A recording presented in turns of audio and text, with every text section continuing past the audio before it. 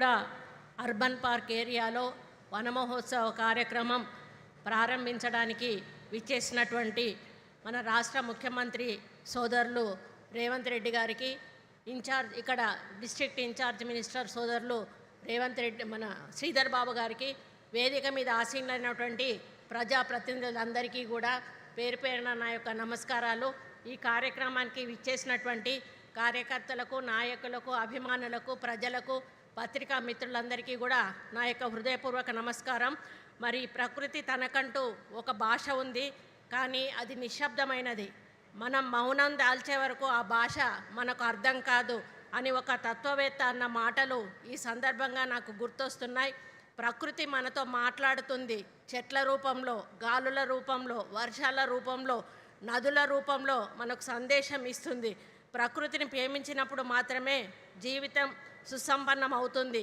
అందుకే ప్రకృతి పరిరక్షణను ఒక సామాజిక బాధ్యతగా భావించి భారత జాతీయ కాంగ్రెస్ నాయకత్వంలోని కేంద్ర ప్రభుత్వం 1950వ సంవత్సరంలో వన మహోత్సవానికి శ్రీకారం చుట్టింది.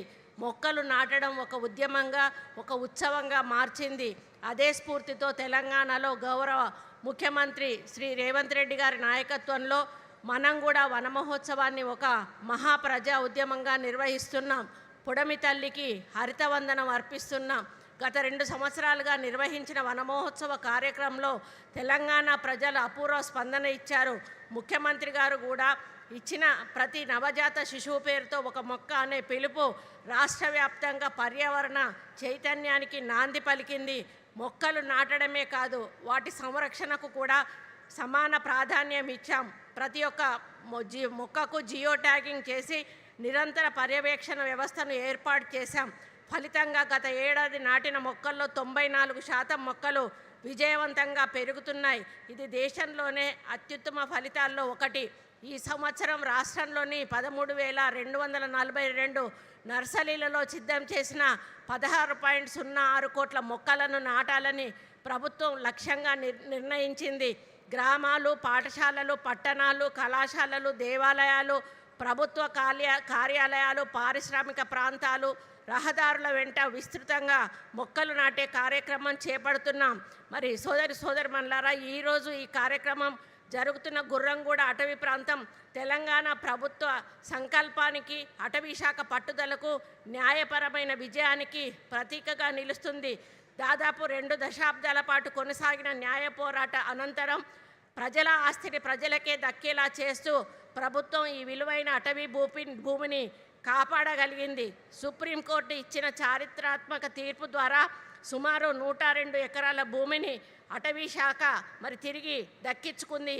ఈ విజయంతో ప్రభుత్వం మొత్తం 420 ఎకరాల 31 గుంటల గుర్రంగూడ అటవీ ప్రాంతాన్ని అధికారికంగా రిజర్వ్ ఫారెస్ట్గా ప్రకటించింది. ఇది తెలంగాణలో అటవీ సంరక్షణ చరిత్రలో ఒక మైలురాయి. గతంలో ఆక్రమణలను, ముప్పును ఎదుర్కొన్న ఈ ప్రాంతం నేడు రాష్ట్రంలోని అత్యంత ముఖ్యమైన అర్బన్ ఫారెస్టులలో ఒకటిగా మారబోతా ఉంది. హైదరాబాద్ నగరానికి ఊపిరితిత్తులుగా నిలిచే ఈ ప్రాంతాన్ని ప్రజలకు ప్రకృతి అనుభూతిని అందించే విధంగా అభివృద్ధి చేస్తున్నాం. చెట్టు మనకు కేవలం నీడను మాత్రమే ఇవ్వదు, జీవనాన్ని ఇస్తుంది. అడవి కేవలం భూమి కాదు, భవిష్యత్తు తరాల ఆస్తి అనే సత్యాన్ని ఎప్పటికీ మరవకూడదు.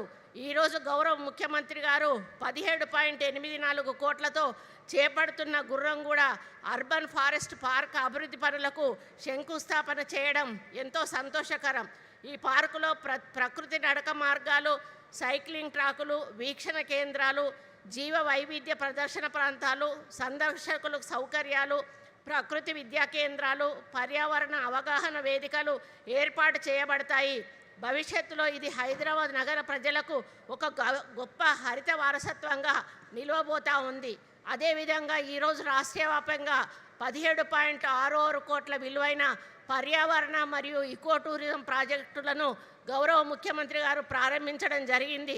తెలంగాణలో ప్రకృతి ఆధారిత పర్యాటక అభివృద్ధిని చేస్తూనే జీవ వైవిధ్యాన్ని కాపాడే సమతుల్య విధానాన్ని ప్రభుత్వం అమలు చేస్తోంది. అటవీ ప్రాంతంలో ఇకో టూరిజం సదుపాయాలు, ప్రకృతి విద్యా కేంద్రాలు, సందర్శకులకు మౌలిక సదుపాయాలు, స్థానిక గిరిజనులకు ఉపాధి అవకాశాలు కల్పించే కార్యక్రమాలు చేపడుతున్నాం. అటవీ సంరక్షణతో పాటు జీవనోపాధి అభివృద్ధి కూడా మా ప్రభుత్వ లక్ష్యం. హైదరాబాద్ మహానగరాన్ని హరిత నగరంగా తీర్చిదిద్దడంలో హెచ్ఎండిఏ అర్బన్ ఫారెస్ట్ వింగ్ చేస్తున్న కృషి అభినందనీయం.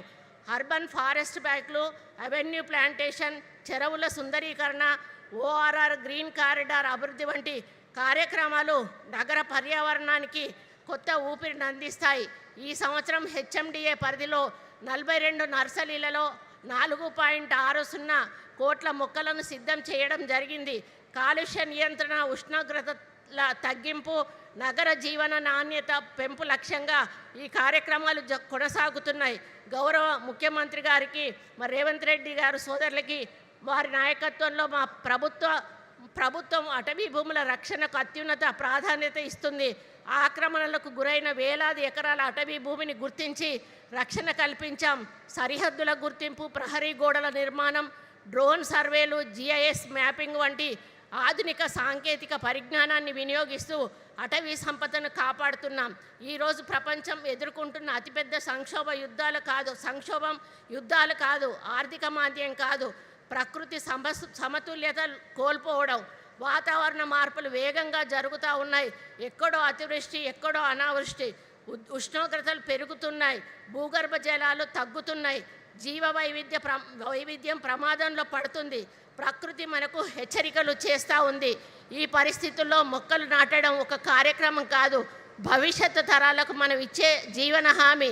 అందుకే ప్రతి కుటుంబం కనీసం ఒక చెట్టును పెంచాలని, ప్రతి విద్యార్థి ఒక మొక్కను నాటేయాలని బాధ్యతగా తీసుకోవాలని, ప్రతి గ్రామం ఒక హరిత గ్రామంగా, ప్రతి పట్టణం ఒక హరిత పట్టణంగా మారాలని నేను కోరుకుంటా ఉన్నాను. అటవీ సంపద పరిరక్షణలో విశేష సేవలు అందిస్తున్న అటవీ శాఖ సిబ్బందిని కృషిని గుర్తించి వారి సేవలకు తగిన గౌరవం కల్పించాలనే సంకల్పంతో తెలంగాణ వన సంరక్షణ పథకము, తెలంగాణ ఉత్తమ వన సంరక్షణ పథకము, మరి తెలంగాణ విశిష్ట వన సంరక్షణ పథకము, మరియు తెలంగాణ ముఖ్యమంత్రి వన సంరక్షణ శౌర్య పథకము వంటి ప్రతిష్టాత్మక పురస్కారాలను ప్రవేశపెట్టి పెట్టిన గౌరవ ముఖ్యమంత్రి గారికి హృదయపూర్వక ధన్యవాదాలు తెలియజేస్తూ ఉన్నాను. ఈ పురస్కారాలు అటవీ శాఖలో సిబ్బందిలో మరింత సేవా స్ఫూర్తిని, అంకిత భావాన్ని పెంపొందించి అటవీ సంపద పరిరక్షణలో వారు మరింత ఉత్తమ సేవలు అందించేందుకు ప్రేరణగా నిలుస్తాయని ఆశిస్తూ ఉన్నాను. జాతీయ అటవీ విధానం నిర్దేశించిన 33% అటవీ విస్తీర్ణ లక్ష్యం సాధనగా దిశగా మనమందరం కలిసికట్టుగా ముందుకు సాగుదాం. పచ్చని తెలంగాణ, ఆరోగ్యమైన తెలంగాణ, సుసంపన్నమైన తెలంగాణ నిర్మాణంలో భాగస్వాములం అవుదాం. ఈ మహత్తర కార్యక్రమానికి విచ్చేసిన ముఖ్యమంత్రి వర్యులకు, ప్రజాప్రతినిధులకు, అధికారులకు, అటవీ శాఖ సిబ్బందికి, పర్యావరణ ప్రేమికులకు ప్రతి ఒక్కరికి కూడా నా యొక్క హృదయపూర్వక నమస్కారాలు తెలియజేస్తూ సెలవు తీసుకుంటా ఉన్నాను. జై హింద్, జై కాంగ్రెస్. Thank you ma'am. మన జిల్లా ఇన్ఛార్జి మంత్రివర్యులు గౌరవనీయులు శ్రీధరబాబు గారి సందేశం.